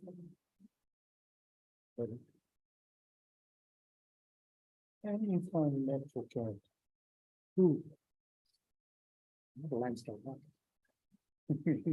Well, I think the starting point, as a lawyer, my starting point is to look at the district plan and the plan that I showed you, and that is already in the district plan. The second part of that equation is that we know that Bottomist could have done further work in 2021, but we don't have it. So it will be the job of the council to identify its natural character areas when it comes to doing its coastal policy work. Now, delving back into the past, natural character is going to be around, it's not just simply around the remaining natural features. It can include man-made changes, man-made landscapes. And it's probably for people better qualified than I am to tell you where that is in the Cape Coast. What I'm pointing to is the actual decisions that have already, great big green stripe all the way up the Cape Coast is natural character. And there's no assessment of how intensification is going to impact on it adjacent to it. I sort of think of the case years ago in the Planning Tribunal about Old St Paul's, where they required it to be step backs from Old St Paul's in order to interfere with its majesty. Capital Coast is probably a bit better than Old St Paul's, but probably bias. Yeah, I'm curious because I think you may well end up getting 100 different versions of it from 100 different people. I think with respect, if you get some good landscape planners, landscape architects, they will be able to define with reference to the landform. If you look at the Bottomist and pop overs reports that are being inspected, you look in there, it starts giving you clues about what landscape character is, what natural character is. At the landform, the undisturbed dune form, there are areas of these residential that are more modified than others. It doesn't mean that they don't have natural character, but it's been impacted by humans, essentially. But it doesn't mean it doesn't lack natural character. Yeah, one of the reasons I asked is that I would assume that Tatiawa and Matitua will have their definitions of natural character that may not align with a lot of what other people might. Yeah, I don't know. It's interesting. I think when we did the whole Western Link there, I learned a lot from like Robert and I about the cultural landscape and about Sukudaka, and how it got moved up to the railway station, and about the overlays of where the Battle of Ukikonga was, and the Wharanui that got moved, and the Kauri tree and Queenslade Road, and Makatu tree and Punawai next to them. So I see those as not prepared, but they're a cultural overlay. So you have layers in all of these, I would say. And again, I guess that's why I feel that landscape to me and Catholic Coast is quite special. I've been quite involved with it over the years from a number of perspectives. And I don't think it's going to change that much.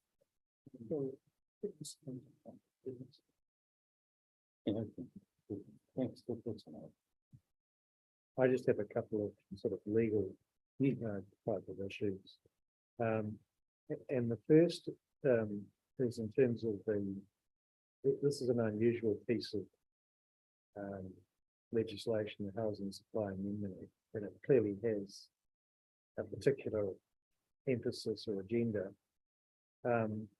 And it says the council can retain an existing qualifying matter, which arguably could have been character area, each character area, although that's marginal. But then it goes and says, when you're doing an evaluation report, if you decide to include a qualifying matter, then these are the things you have to satisfy. And it strikes me that the council has, and I understand the criticism as to why it didn't do it, but it seems to have said, we'll get this analysis and to satisfy ourselves that there are impacts. But then when they've come to this specific exercise, said, I don't think we're going to do the evaluation. We're not actually going to go there because perhaps they thought we can't make those sorts of cost assessments. We don't know where that will be doing. So we simply don't choose to go down that pathway. Yeah. My question is, why isn't, my two questions are, why isn't that open to the council to say, looking at the thing in the realm, we don't want to go down that pathway. And secondly, if the criticism is, well, you didn't go down that pathway and analyze it, why your solution doesn't require us to at least have done that assessment? In other words, how can it be right that the criticism the council has done it excuses us from the role of doing it? Yeah. So to answer your first point, as I put in submissions, I think it's square in front of the commissions. The council have commission reports on the subject, addressed it in the section 42 report.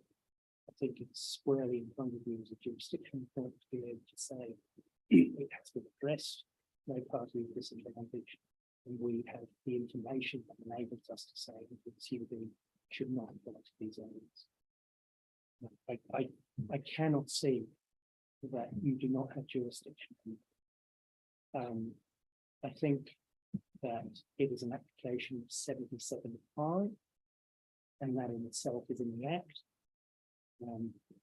And I think that wording of the introductory wording that you referred to in that section, I don't think it should be held up as being the standard. I think the standard is simply that these things have been addressed. Council did commission reports on it. There's no argument that they are character areas that have worthy features. I just use that term, neutral term for them. So the only argument is the interpretation of NPSUB. That's the only argument. And isn't it also what's the alternative density standard? yes. So what is it? And well, I say exclude completely. It's a starting point. What was it, sorry? Exclude completely NPSUB from those areas. Now, because the exercise hasn't been done, it may well be that when you come to the plan change and coastal environment, further work will be done on these areas around the coastal environment and natural hazards, but might mean that will change. But it's open to the council to then formulate that based on evidence. At the moment, there's no evidence, and what they're doing is running cart and horses through their own district plan. Where's the evidential foundation for that? I really struggle with it, because what would inevitably happen is, all right, we've had intensification throughout the entire Catholic Coast, except for that small coastal erosion strip. And then 5 years' time, when the coastal environment has been reviewed, we find, oh dear, we shouldn't have allowed intensification, and we've got 2 stories here, 4 stories there, 5 stories here, 6 stories there. What are we going to do about this? And it really is part of the whole stuff. I said on my submission to the draft district plan, you just don't have enough information. I would hate to be thought of as some sort of limbo, not at all. I appreciate that we have to go and have to develop. But this, as I say, the council's strategy here is throw a blanket over the district and treat it all the same. It's not all the same. Its own processes have identified that in the past, but for some reason it can't grapple with that because it's on the world. And that's really shame. Yeah. Well, no, we're not certainly thinking we're NIMBY. Because we've done a lot of very deep thinking, I must say. It's a very detailed paper. We've taken it seriously. I'm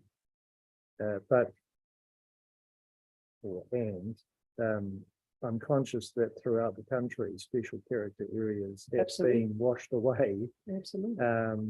with less assessment than here. I think the difference here in a large part is coastal environment.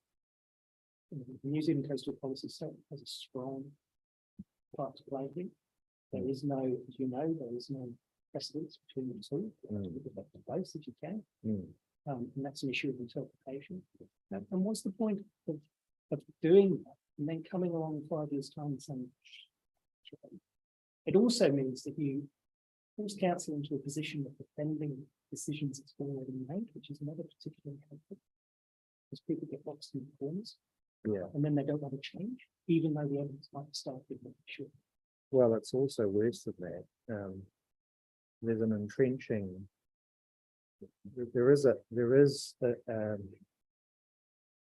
And mostly you don't find council or anyone picking battles to down zone land. Yeah, that's right. I mean, one of the great mysteries of this whole thing is you've got the Department of Internal Affairs issuing a report saying all these areas are prone to flood. You've got MFE saying concentration. You've got MFE saying strategic withdrawal. You've got other kind of aura saying build the twin towers everywhere you can. You've got other government. I just mystified, and I do feel sorry for the council that there's no strategic leadership in the government. It has just simply been, here's NPSU, the new deal, and I do appreciate a very difficult job. Yeah. Well, I think they do. I think what you're describing is a struggle to find coherence. And even though they're national policy statements, they pull in different directions. They've got tensions. But on the hazards point, are you saying that the current hazard maps need to be a qualifying matter for the rules to bite that are currently in the plan, or are you? What's? That's a good question. I think the way, as I understand it, they're currently treated are that you have to fulfill certain criteria in order to establish that new development should proceed. Whether it's internalization of stormwater, whether it's raising the organ. The issue with that is you're judging it against the criteria today, or in actual fact not today, possibly the criteria whenever the plan was notified or made offered. Problem is, how fast is that going to change? And should we be more sensitive to the issue of potential for inundation, flooding as a qualifying precinct in its own right, as opposed to just simply having a bunch of controlled activity or activity standards.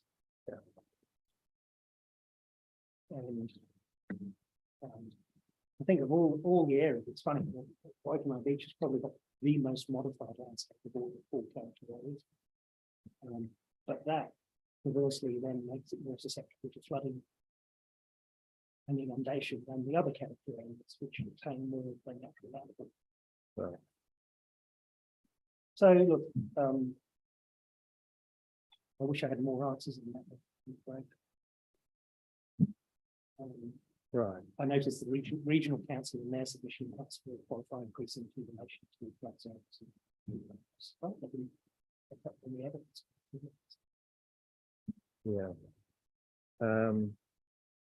All right. So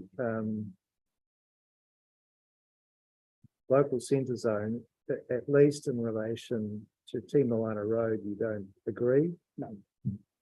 That there should be a precinct B? No. And do you have any I guess coming back to this question of, it seems to me that is it Rongohoria Road that you are on? Rangiora. Yeah. Those areas tend, there was another woman who submitted from that road. And so we were looking at it in Google Earth. It seems like it's quite a big, large lot type development, some of which is transferring into newer development and so forth. But you're saying it would struggle, it could accommodate 2 houses maybe, or but not 3, or No, maybe 3, if you did it right, if you did it well. yeah, And how can you object to that in terms of, you know, I could object to it, but how could you object to it in terms of NPSUD if you start saying, well, in these character areas, we're going to keep 35% site coverage, but we're going to allow subdivision down to. I mean, people, lifestyle ones are looking for something. These are phenomenal. But if you kept it to 35% site coverage, if you kept it to a ratio of 2 to 1 for area ratio, that would still allow you about 150 square meter house on 288 square meter section. It's an urban environment. If you keep the permeability characteristics and keep it low, you probably could get a bit of intensive. And it's all, the other thing is people are terrified of talking about it at night. Judge Treble on the Western Link Road saying it's going to be a great road, but I know one thing, I'm never going to travel that. He was right. And I suspect that, you know, before intensification becomes a major issue, that'll be the same for me. But I just, yeah, that there is so many better ways we could have done this than just going, it's a blame. And the MPS and the Act gives you scope to deal with it. And that's what I find so disappointing, is that scope is not being used. It could have been done so much better while achieving the purposes of the MPS. Well, it's certainly a sentiment that I think a lot of people would share. Up and down the country, they're grappling with the significance of that. But I guess we have to, I mean, specifically what we're being asked to look at here is retaining some of that beach residential character.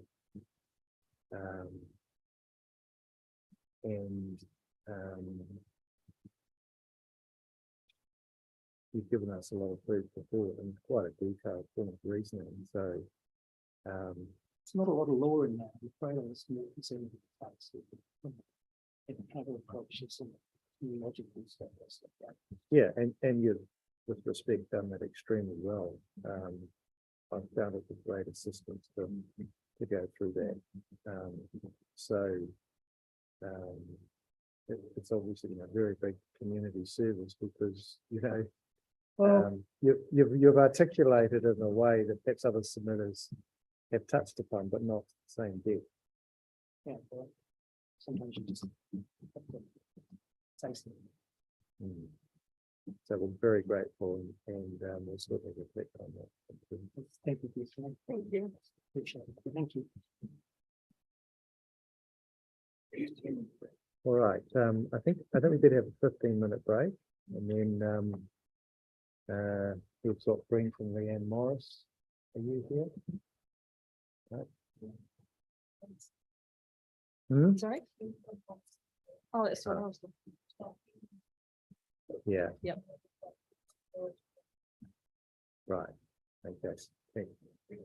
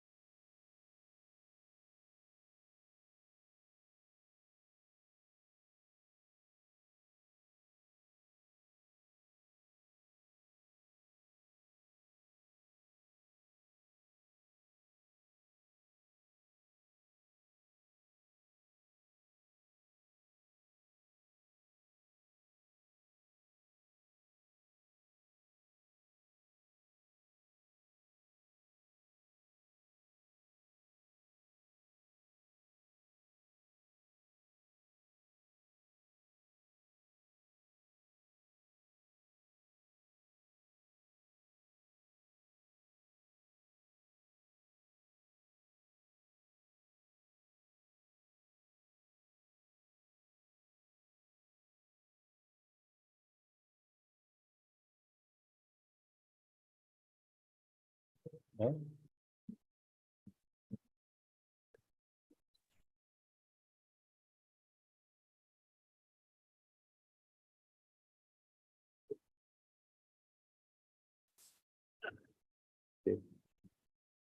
So welcome. Thank you. I think you heard our introduction, so, or did you not? No, I didn't hear. I'm John Marston, Jane Black and Rado Kirikiri, and we're commissioners hearing your submission. Okay. How many you You, it's got a few more next week, so have? Next week? Okay. yeah. Well, mine won't be as legally technical as the previous presenter. Although I'd say I was pretty impressed, and with each character thing is something which is, something which has attracted many people here, including me. So I'll just go through my submission, if that's okay. Yeah. So I'm Ian Gunn, here on behalf of my wife, Jean, and we live in 4B Mackay Street, which we purchased in 2013. Although I moved here with my parents in 1959, 48 Seaview Road. I've got a BSc honours degree in geology, some condition studies in hydrogeology, and some in conflict resolution. I have over 50 years experience in resource management, although I'm retired. I'm still involved in a variety of resource management issues, for example, the Waipoa Catchment Community Group, which is assessing and designing options to reduce flood risk to masters. I'm still a member of a couple of New Zealand associations. I've worked abroad. I returned to New Zealand in 1982 with a family and went to Masterton as a hydrogeologist and stayed there till 2015, working through and was in middle management. I fulfilled roles in regulatory things, and so had some involvement with and know about coastal hazard zones, flood warning, and actively contributed to civil defence, being in the role of an alternative Wellington Regional Controller for a number of years. Also undertook operational matters, and it was all involved in assessment of risks to people and infrastructure assets. In an independent capacity, I appealed on behalf of my parents at 48 Seaview Road, the proposal to construct a 4-story apartment block called Ocean Apartments on Marine Road. I was successful, and it was only a 3-story. There's lots of detailed legal submissions on coastal matters. I'll leave that to you. I was to make some observations on the impact of tsunamis and evacuation, the town zone, transport links, and stormwater. So in terms of the tsunamis and evacuations, the documents do disclose that the evacuation zones are there and developed by GW and were reviewed, but they weren't considered appropriate for land use. And I find this strange because those evacuation zones are about human life. And here we are talking about intensification and planning. In my opinion, based on my hazard risk civil defence experience, the evacuation zones highlight zones of significant risk. Yes, it's low occurrence, but high impact. The recent events in Auckland and East Coast demonstrate the folly of development in at-risk zones.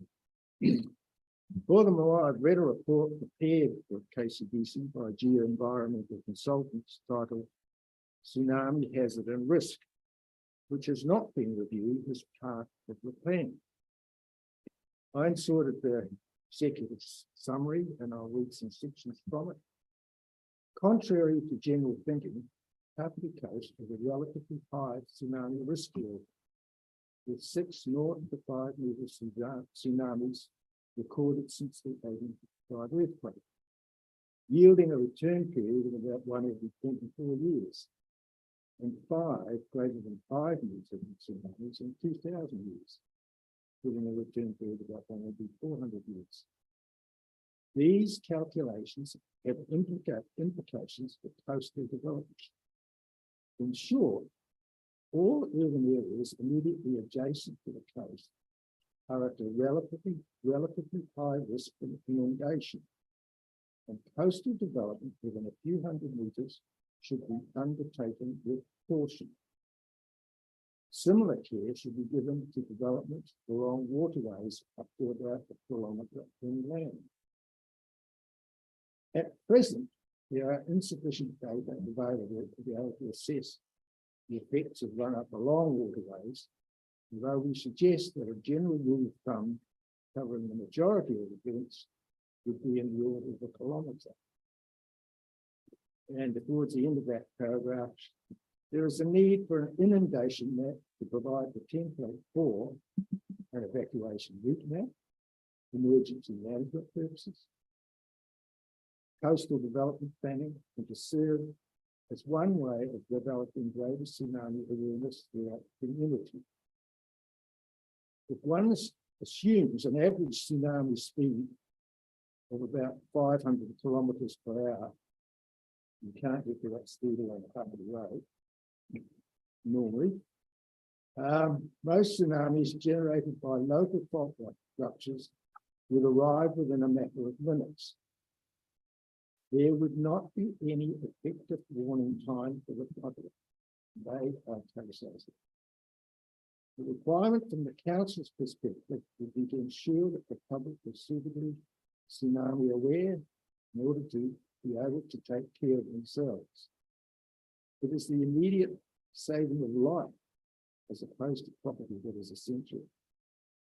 Public should be urged to move inland or uphill immediately after a large earthquake and stay there until advised that it's safe to return. So this is a report which is, I think, maybe 20 years old in the council's, prepared by the council, and it hasn't been used. And I find that difficult when you intensify. An excerpt from the report follows. Typically, a tsunami consists of several waves, with local generated tsunami having fewer large waves, approximately 3 to 6 waves, than their distant generated counterparts begin to grow. Under certain conditions, they can persist for several days, supplemented by certain seismic resonance, such as between half of the island and the mainland. And in that report, they delineate a 10-metre inundation zone for the Paraparaumu area. There's a second report, which is called Evacuation Time Estimates for Local Source Tsunamis of Orirua and Kapiti suburbs. From the conclusion, evacuation travel times for populations of at-risk suburbs of Orirua and Kapiti have been modelled and compared with travel times for 9 local source tsunamis.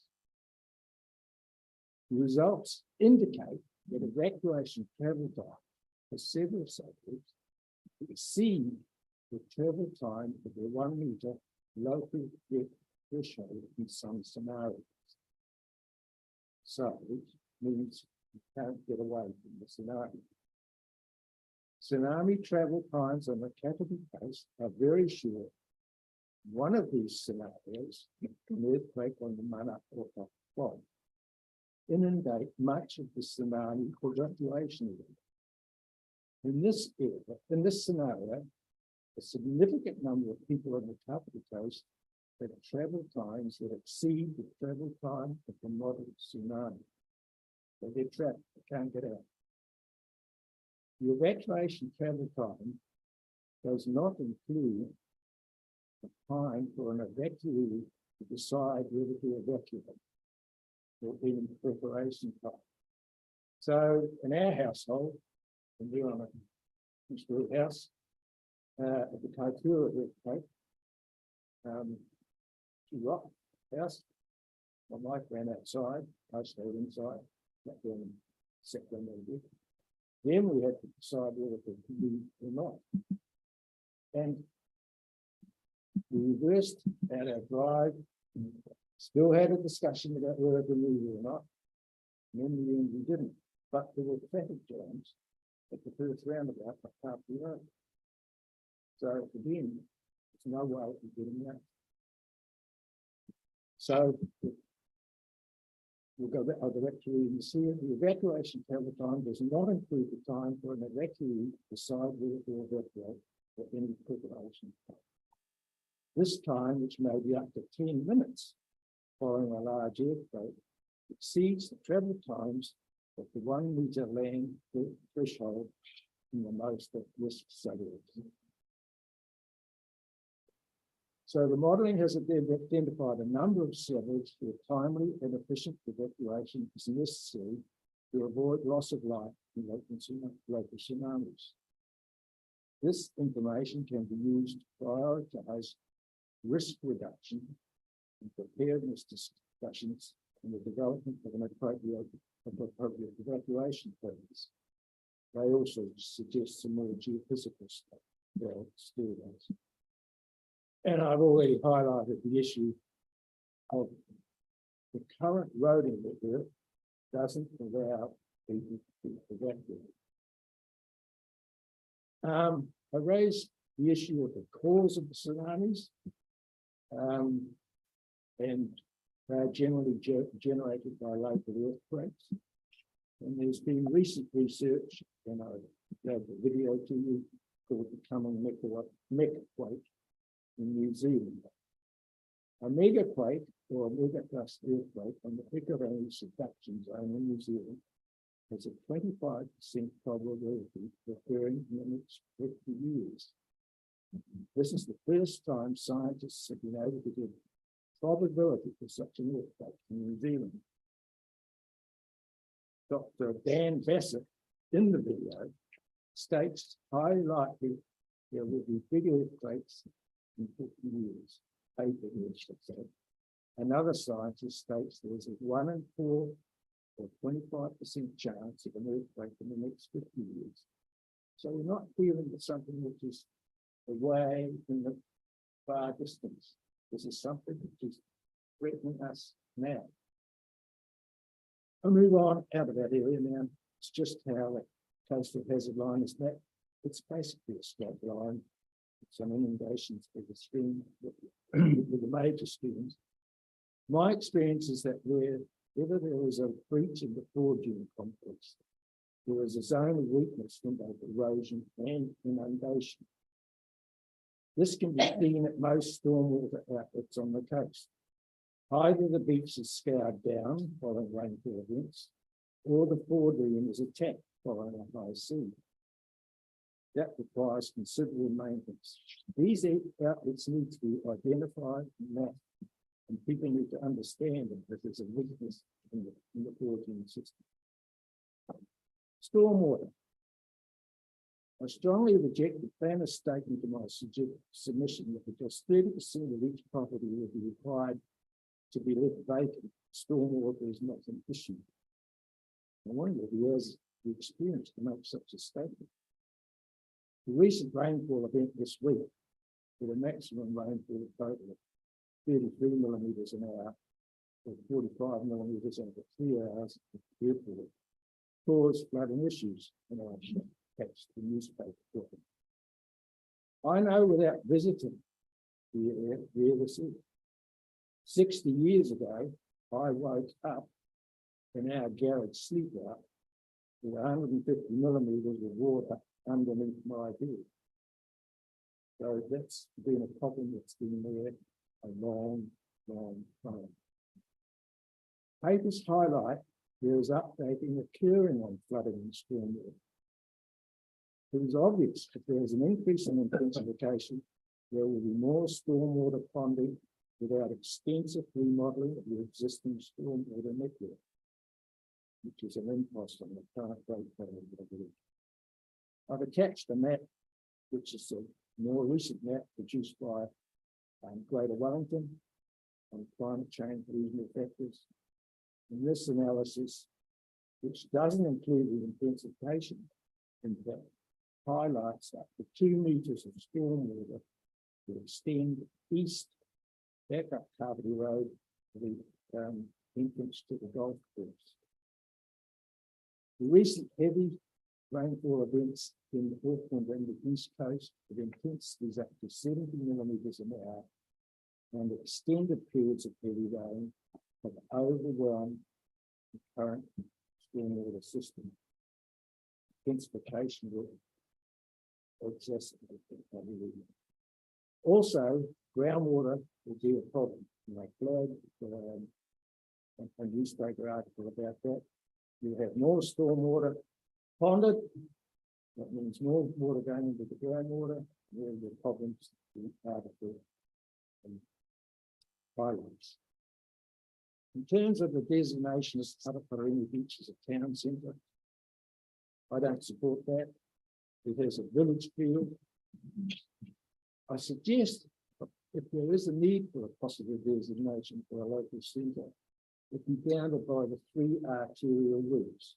It's Hartley Road, Ocean Road, and there's Marine Parade joining the 2 along the coast. So it's a parks and that area.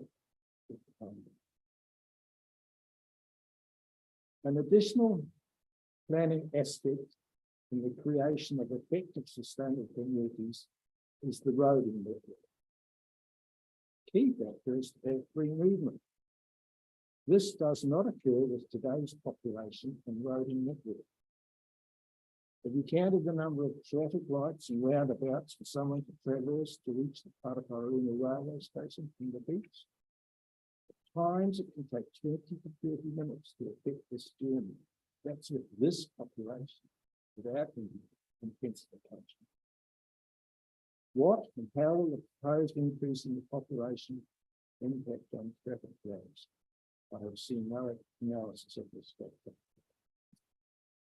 Then I have a little bit of a rant about the big roundabout at the bottom of Carpenter Road and Marine Parade and Manning Street. It's a barrier. The planner has indicated because in my time, a pseudo crossing has been installed in this area. This alleviates any road crossing issues. In my experience, few people use it. Visual viewing is very limited in multiple directions, making crossing anywhere at this site hazardous. The current speed restrictions are ineffective to allow safe negotiation of this barrier. This reinforces my view that the Carpy Road is a barrier and along with the flooding and stormwater issues associated with the western end of Carpy Road. So in conclusion, I think I'm in the same camp as the previous gentleman. A precautionary approach to any further intensification of development in the Carpy Coast falling within the current defined evacuation zones is appropriate. That is to say, the continuation of the status quo. Further intensification can only be permitted after all the risks to development have been identified and quantified. Research shows that the current coastal population density is likely to be loss of life due to the inability to evacuate before a tsunami reaches the shoreline. My submission raises questions about relying on flood hazard to determine tsunami inundation. We identified tsunami evacuation zones are, in fact, risk zones. Further studies are required on the occurrence of tsunamis. Recent research indicating the potential for large earthquakes bigger than we had previously believed. The recent cyclonic events highlighted the importance of effective restraining and flooding, including tsunamis and stormwater, to ensure safe, resilient communities. The existing road network throttles free movement within the district with the current population, compounding the risks from tsunamis and hindering the possibility of creating a vibrant, resilient community. Proceed with plan change number 2, a suggestion for the area defined in tsunami evacuation zones will result in increasing the risks to the population in terms of loss of life and to its services and infrastructure. Thank you. Thank you very much. I'm just a little bit unclear on the certainly what the tsunami evacuation zone looks like in a plan. Are you suggesting that it's linked, it is linked, is your concern about tsunami and inundation, therefore the inundation flooding controls should relate to a broader area because the tsunami evacuation zone? The district council has gone through and provided us all maps showing evacuation zones, Yeah, which have got yellows, most inland land, and I can't remember the other two colours. Yep. So I'm saying that those are at this stage, those are zones that indicate there's a risk. of inundation. There's a risk of inundation, but there's a risk because the people can't get out of those zones to the area where they're safe. I'm just wondering, planning, land use planning, I bet. Well, what land the use plan, Relation, it's no different to a. because it's like emergency, to me, that's like emergency management planning, how you're going to get people out of somewhere. But you're saying it should be a land use planning matter? Well, I'm saying that if you're going to intensify Yeah. the development, you need to consider how the public can get out of that Sure. risk zone. Sure. I mean, that's what planning's about, isn't it? You know, you can go on about natural character and building structures, but if the people can't get out of it, it's like having a fire exit in the door. Hmm. So you're not suggesting it's something that's marked on the plan, you're just saying genuinely into Well, intensification. they are marked on the plans, but they decided, the people who developed all this decided not to use it as a land use planning tool. Mhm. And I'm saying that I don't believe that's Okay. ethical. Almost.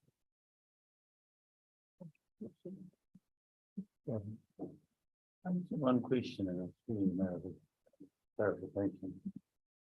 In your list of things that you want to cut the process to council, or change. Number 3 is that a high-rise area and lower carpentry road be reduced to the existing high-rise building footprint. What does that mean? So when you look at the house, you've got tall building and you've got two-story building, and then the next building, the next area is where the classic cars are, people's near. That's designated for super high rise. I'm saying it's not appropriate. Oh, okay. That's what I'm saying. That's easy to understand, what I'm reading Yeah. here. And the other one I'm here, point 5 that you raised about spectral character definition, including iconic views. Well, we chose our house because we got a good view. And there's a whole lot of people who've done that. And we're now going to come along and stick up 4 stories or 6 stories houses. Block that. We'll be lucky, really. I don't think we'll do it because we live down into the area where it's going to be flooded. So we would be doing the boating club down to the south.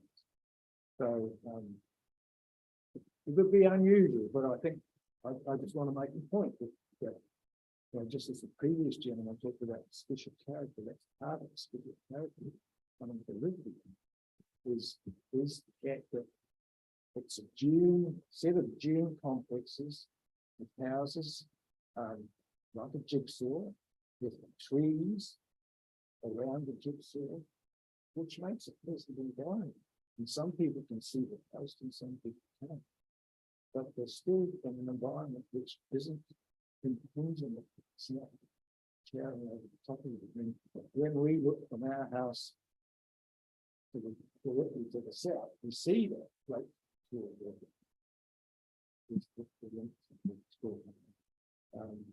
When there's a history in my family, my father opposed that a long time ago. Yeah. And that's imposing on the landscape, it's very powerful on the landscape compared to the rest of what's currently there today. That's why. Thanks very much. Okay, Thank you. thank you.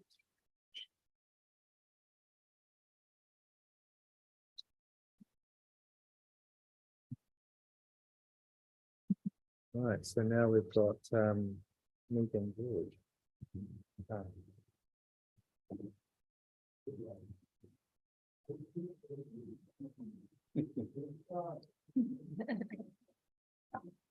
They're not that scary. Quite scary, yeah. As you'll see, I'm an amateur at this. This is my first time in getting involved in anything like these things. Yeah. I was only made aware of the proposed changes by a neighbour who happened to send us a little snippet on a group chat that we have in the street. Yeah. I'm a resident of Cottonwood Close, just up the back here behind the college. Yeah. Off Woodland. And you know, fortunately for me, Hannah was very helpful, helped me complete the submissions on the day they were due. So I threw in anything, as you see, I've stolen comments from other people that I hear about, feelings that I felt. But I'm speaking as a resident and as a mum here, and one of the reasons I wanted to speak today was because I don't think I hadn't read Ian's submissions up properly, obviously. I didn't think was addressed fully by the submissions was the concerns that I have about flooding. And I'm a resident, and I am literally talking about my backyard, you know, but in the wider concern for the wider community. But where we live in Cottonwood Close, floods regularly with the storm water. We moved to Kapiti from inner city Wellington. We lived in Brooklyn. We were surrounded by 27 houses. I had 48 stairs and no off-street parking, and 2 young children. We moved to Kapiti for this lifestyle for Nirvana, and to appreciate the greenness, the safety, the space that we had. That was 14 years ago this month. Over this time, we have seen a massive change in the area with the intensification that's already occurred. Stella Court, Hudson Court, the completion of the Little Lakes and Patuku Park have dramatically changed the traffic, the school populations, and the environment around us. I actually tried to find out what this creek is called. It runs from the back here, starts from here, runs right around, and comes right past our property in Cottonwood. Doesn't have a name, nobody's ever called anything apart from the creek. So I'll refer to it as the creek. I'm sure it must have a number, must be somewhere, or perhaps it is just a stormwater drain. And also in this time, we've had the not inconsiderable weight of the expressway pressing down on our water table. We've lost a lot of green space that was used for water catchment in all these areas, and we have seen the significant effect on the stormwater system. The creek does not cope in normal way. It regularly floods into the stream corridor and properties like ours that border the stream. Ourselves and our neighbours watch in trepidation every time we have a significant weather event. I've repeatedly approached the council and asked them about cleaning up the weeds and what the plans are, and I've never had any response from anybody. So that's been ongoing for years, so that's what motivated me to want to speak today. And in fact, over the years that we've lived here, we've seen a reduction in the maintenance of the stream. It used to be that the big diggers would come along quite regularly and clean out the weed and keep it clear. We're lucky if that happens twice a year now. It might happen only once a year. In the first 3 years that we lived in Cottonwood Close, the stream flooded once into our backyard. When we bought the property, we were informed by the real estate agent and on all the council paperwork that it was a 1 in 100 year flood risk. There is a caveat on our backyard that we cannot build a permanent dwelling due to the flood risk. But now the council is saying in an area marked with the same level of flood hazard and ponding hazard as our backyard is, that it's appropriate to build houses and intensify in those areas around Mazengarb, Guildford, the avenue and down the drive. So what And- number are you? Are you 14? No, we're at number 6. Right. Yeah. Yeah. So we're at the short end, so we get we're the closest to the stream, we get the most of the flood water. And on the 6th of December 2021, that flood water came right up to the back of our property, we're on a built up area, it was right up to the back On the of our property. boundary or the property or the house Property, itself? into the property, through the fence. Hmm. Our whole backyard was under a deluge of water. We've still got dead trees. We haven't managed to chop down yet. Yeah. And I have photographs if you want to see them. Did it get inside the house? No, it didn't, because we're on a small rise, but it was up to, and it was coming. So we was all standing there going, what's actually going to happen? So you're the that's one the with the worst of veggie that. gardens and the, Yep, the veggie gardens were flooded. The trees are dead. There wasn't much left. Hmm. And I'm horrified and was horrified last year, you know, given all the flooding that we've seen across the country over the last couple of years. What's the number one news item?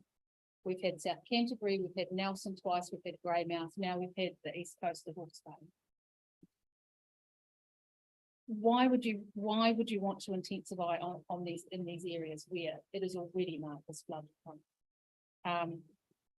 I feel we need to learn from these events that we've seen around the rest of the country, and not repeat them. You know, climate change is undeniable now, and green spaces are vital for the ecosystem as part of stormwater management. what's that whole area called? It sort of looks like is it a sort of 1980s, 90s development? No, the parts of it are 90s, ours is early 2010s. Right. The land was built up specifically to build on, and that caveat was placed on the rear section when the developer did our little cul-de-sac. Mm-hmm. Um, And it's got one access across the Yep. stream. Yep. One bridge. So it's sort of its own enclave. Yep. What's it called? Well, there's actually, the main street in is called Woodley, Yeah. and that comes over the bridge, and there is possibly 8-10 cul-de-sacs off Yeah. that area, and ours is the first one. Yes, I Yeah. can see that. So we're back onto the stream. And the large body of water is what's that called to the north? I don't know if, that's the estuary area over there where the Waikanae, it's the end of the Otahanga, is that the Waikanae River? Otahanga Inlet, the estuary for this far end of Waikanae Beach and the far end of Manly Street and the Yeah. beach. Yeah. It's just heading up. Yeah. From there towards the Waikanae River. There's a little lake there. Just about 400 meters north of your property. North. That's a stream, depends when the picture was taken, but that's what it does flood to. And across from us is a reserve area, which is in a dip. Yeah. And when we have significant rain, which is the area behind the Jolly, which is under consideration for changing from one to the other, sorry. I can't remember this. That area will flood to knee height, and the kids will often go over there on their boogie boards Mm. and kayaks and kayak in it when we have significant rain. Mm. That's and to think that Kaianga Ora want to build homes in there for people is horrifying. I can't think of another word for it, particularly what we've seen in the East Coast with loss of life, loss of livelihood, people drowning in their own home. I know that it's a very different ecology here, and there's not that potential, but the ecological disaster of stripping out homes, the contents of that home that all has to go into a dump somewhere from flooding, none of that stuff can be reused or reclaimed. You're seeing massive, huge amounts of wastage and things that will never biodegrade across the country. Nelson, Greymouth, South Canterbury, East Coast, Northland, Auckland. We need to be more mindful before we build that it is safe and appropriate. And I don't think that this broad brush approach to here's some bare land, there's a reason it's here and no one's let's put a home here, let someone bring all of their worldly goods and their children to live here, and we'll just clean it up. when it floods and they lose everything, and then we'll sort it out then. Got a bit of a ramble, I won't say any of that, but we also know that there are houses in Kapiti that are already uninsurable because of repeated flooding. And some of those houses are in quite innocuous areas like Ocean Road, which is quite far back from the beach, but happens to be in the dip. Are we going to be in a situation where after repeated flooding in the area that we're in, which is lower lying, people are not going to be able to get insurance? Is the council going to take the job of insuring these homes and at the cost of the ratepayers? What's your RL level giving you resilience for? I don't know. So I think your house is built on a platform and there's a rise on your back wall like that. That's correct, yep. And the level of the house is lower than higher than the balance of the section. Yep. And that's probably been shaped to give you a certain standard of protection. Yep. Do you know what that is? Just reminded like that. No. But yes, I'm saying it will likely not happen to us. But that was because that entire development was done by a single developer with the council. We have that caveat about no permanent dwellings on the lower level that floods. That's an encumbrance on your title. Yes, yeah, whatever that is. So that protects us. And so we're lucky. We watch the water come. I worry because I do. I'm like that. But we've had no damage to our homes or any of our possessions. But I cannot understand how, when there is this massive other area that hasn't been built on because of flooding in the low line, that it would be considered appropriate for people to live in and for homes to be.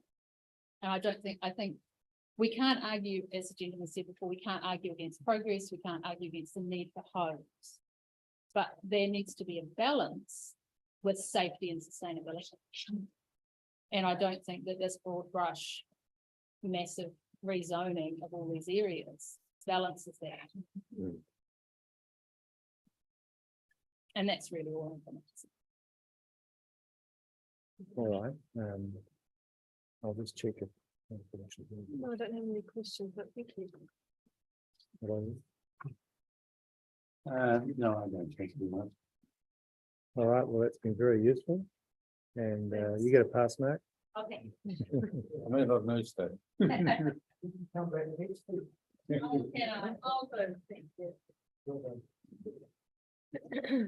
Very good. Okay, so that concludes today's business.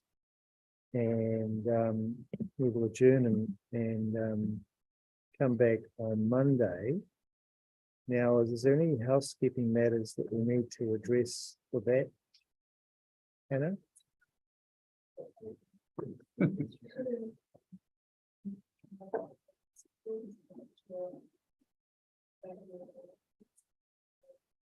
Right.